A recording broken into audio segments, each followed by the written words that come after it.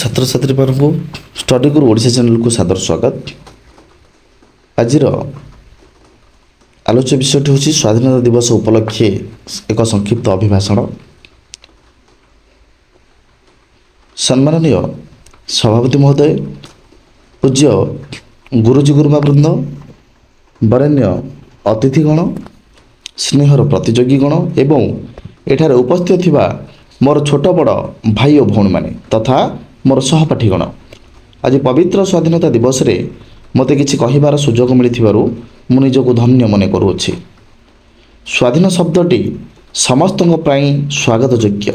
वास्तव रे पराधीन कष्टदायक। बणर पशुपक्षी केबे भी पंजुरी रहिबाकु चाहंती नहीं, कारण समस्ते मुक्त, समस्ते स्वाधीन।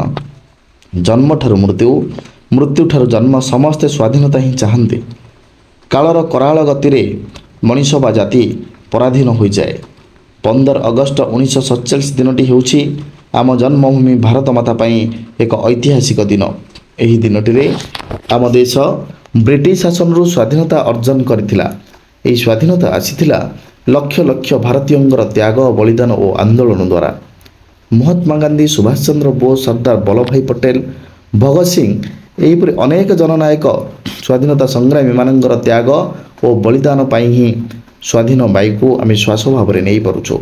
दुर्बलतार सुजोग नहीं दृढ़ एकता अभाव शत्रु माने आम देश को अनेक दिन अधिकार करथिले। सेतेबेले कथा कहिबा, काम करिबा, खाइबा, पीबा, बसिबा, उठिबारे आमर स्वाधीनता नथिला। शासक जहाँ चाहूले, जेमिति चाहूले आम सेमिति चलिबाकू बाध्य हेउथुलु। इंग्रेज माने मात्र 30 पाउंड खर्च करी जो ईस्ट इंडिया कंपानी गढ़ी से कंपानी केतुड़ा वर्ष भितर बहुत पवित्र भारत भूखंड को करायत्त करने। सेतेबेले दुर्बल मोगल बादशाह बहादुर शाह जाफर भारतीयों मध्य एकतार घोर अभाव, भाई भाई मध्य विद्वेषर मनोभाव आमको पराधीन करदेला। आर्यावर्त अशुभ शकुन पूरा डेणा मेलाइला।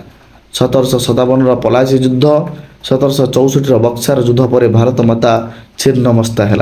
जो मुंड ऊर्ध्वमुख थिला से दिन अधमुख हो गला। तथापि महाभारतीय जाति इंग्रेज शक्तिर प्रचंड मुकाबिला कला। सिराज उद्दौलांग ठारू आरंभ करी टीपू सुल्तान, जयराज ठारू आरंभ करी लक्ष्मण नायक पर्यंत समस्ते महान देश पई प्राणबली देवाकू आगे आसथिले। सेमाने चाहिथिले रक्त बदल मुक्ति, पराधीन बदल स्वाधीन। 1857 सिपाही विद्रोह रे झांसी राणींकर रणकुहाटे इंग्रेज सेनापति चमकी उठिले। महात्मा गांधी को आह्वान रे सारा भारत प्रकंपित है। कुटी खाओ काटी पिंध स्लोगान सारा देश रे प्रतिध्वनित है। 1930 रे समुद्र इलाकारु कुनी कुनी बानर सेना माने गाइले, तुमे मार केते बेत मारिबो, जीवन को आमे पानी छड़ाइछु, तुमे कि आमको पारिबो। 1938 रे महान देशभक्त शहीद बाजीराउतंक कंठरु सुबिला, प्रजामंडलर हुकुम नहीं, डंगा मु छाड़बी नहीं। 1942 बम्बेर गोवालिया टैंक मैदान प्रतिध्वनित है, भारत छाड़ कर बामर, पिलारू बुढ़ा देश लगी पागल हो गले। आम तिरंगा झंडा भारतर सफेद आकाश रे रोमांच सृष्टि कला।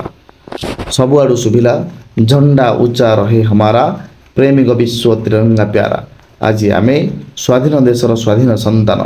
आज से ही झंडा तले शपथ नेबा, भारत को महान करी गढ़िबा। मु एति कही मोर वक्तव्य समाप्त करूछि। जय हिंद।